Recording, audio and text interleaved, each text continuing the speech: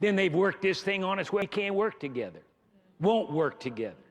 They have purposely, insidiously planted the distrust of one black for another because they know that if we ever get together, if we ever become one, we will become dangerous. Instead of relying on the white man, we'll rely upon our own abilities and our own resources. But as long as they can keep us dependent upon them, then we never come into our own. Professor Stamp points out this fact, and I quote, "Here then was the way to produce the perfect slave.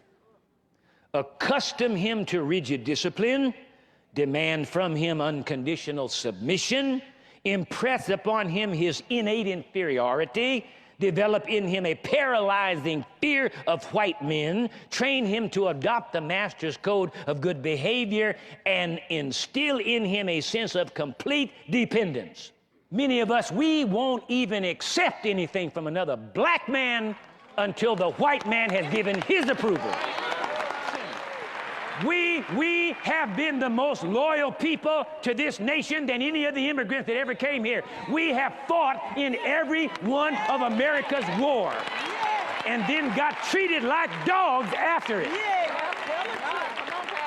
And then the nation has the gall to decide whether or not we should apologize to them. Maybe we ought to declare war on them, and then maybe that'll get them to apologize. Listen, you took a group of people, brought them from their own native land, stripped them of their character, stripped them of their heritage, even stripped them of their family ties, purposely so that they couldn't get into agreement with each other. Took the father, grabbed him and sent him north, as it were. Took the wife, sent her south. Took the kids, sent them west. Took the other kids, sent them east. Split them up. Christian people did this. So-called Christian. Claimed to be Christian. Couldn't have been Christian. Couldn't have known God. They could not know God and do that. Then you kept them in bondage and from 1619 to 1865. Worked them till they dropped dead. Because there's plenty of more of them in Africa, so just kill these. You don't maintain, you don't keep them healthy, you don't keep them up. Just let them die and then get some more. That's all. Just purchase some more. You got money, go buy some more. And that's what they did. And then some black folk got the nerve to talk about we shouldn't talk about reparations. We should let it go. Poor, simple-minded fool. Japanese people who lived here in the United States, Southern California area, they shipped them out, put them in internment camps during the Second World War with Japan. After the war was over, through negotiations, they received every person $20,000 each and a formal apology.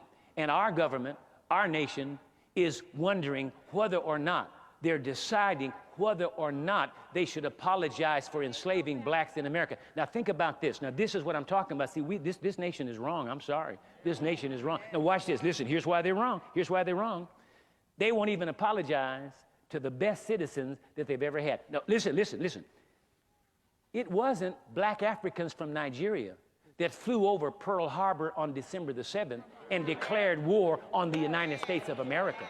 Approximately 3,000 plus Americans were killed by the Japanese on the day of Pearl Harbor when Japan declared war on the United States of America. And then after that, they gave them $20,000 apiece and apology for declaring war on them. And black people have been the most loyal people to the United States. They have never, ever declared war on the United States.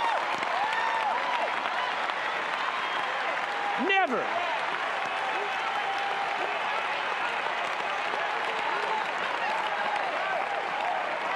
Listen. We have been the most loyal people to this nation than any of the immigrants that ever came here. We have fought in every one of America's war and then got treated like dogs after it. And then the nation has the gall to decide whether or not we should apologize to them. Maybe we ought to declare war on them, and then maybe that'll get them to apologize.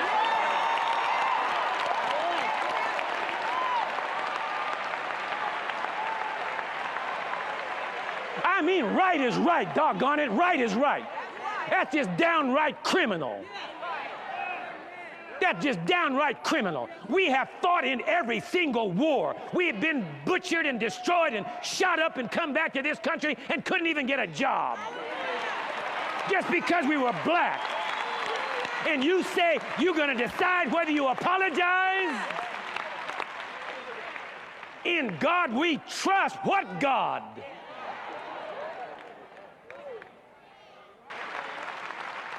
Yes, you need to pay for slavery. Yeah. Your grandparents and your great-great-great-grandparents, they did it. Yes.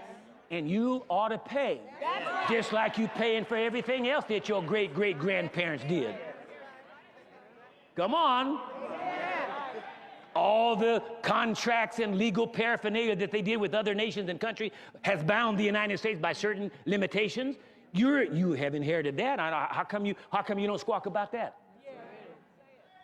Only about paying for slavery you squawk about. Amen, Pastor. America, your problem is you need to get saved. Then they've worked this thing on us where we can't work together, won't work together. They have purposely, insidiously planted the distrust of one black for another, because they know that if we ever get together, if we ever become one, we will become dangerous.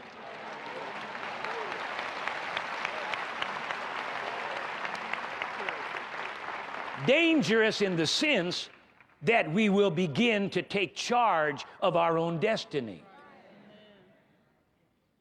Instead of relying on the white man, we'll rely upon our own abilities and our own resources. But as long as they can keep us dependent upon them, then we never come into our own as humans, and above all, as true Christians. We African Americans have been, ever since the beginning of slavery, superbly brainwashed. It is a fact that the Willie Lynch letter cannot be historically validated. However, if we go by history, the principles outlined in his letter have been at work among us in no uncertain terms. Even though the Willie Lynch letter cannot be historically proved to be authentic, there is another document that is similar in its purpose. Now, whether it's true or not, in actuality, I can't say. I've searched everywhere. There is no actual historical validation for the authenticity of the Willie Lynch letter. But whether the letter is authentic or not, everything in that turkey is in operation and has been for the last 400 years. They have worked a royal game on us, and they are still working that game today. In all, 40, conservatively speaking, 40 to 50 million Africans were abducted or killed by our white American and European foreparents. End of quote. We get upset and righteously indignant, and rightly so, when we think about Adolf Hitler and the annihilation of 6 million Jews during World War II. But who gets righteously indignant and upset about 50 million black Africans who were abducted or killed by the forefathers of this nation? People want to get upset. I start talking about this and people get upset. You don't get upset with the Jews for having the Holocaust Museum. Where be the Holocaust Museum over 50 million black Africans? What about the black Africans? See, that's the reason why so many blacks are ashamed of their ancestry, because we have been very subtly, all through the years, almost 400 years of this, implanted subtly, subliminally in the minds of us. A lot of you don't want to know nothing about Africa. You think that's really a no-no to know anything about Africa, because, see, the media, through the power structure, has always portrayed Africans as somebody running around with a loincloth on, bathing in a river and hanging from a tree, swinging from tree to tree. Oh,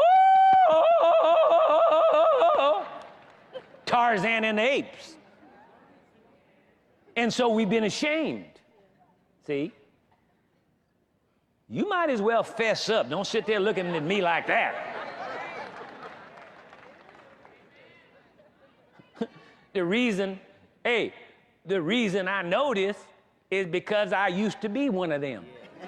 Until I got liberated, until I got set free.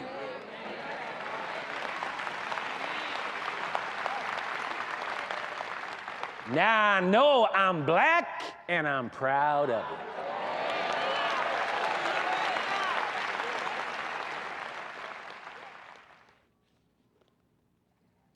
On page 148, Professor Stamp points out this fact, and I quote, "Here then was the way to produce the perfect slave.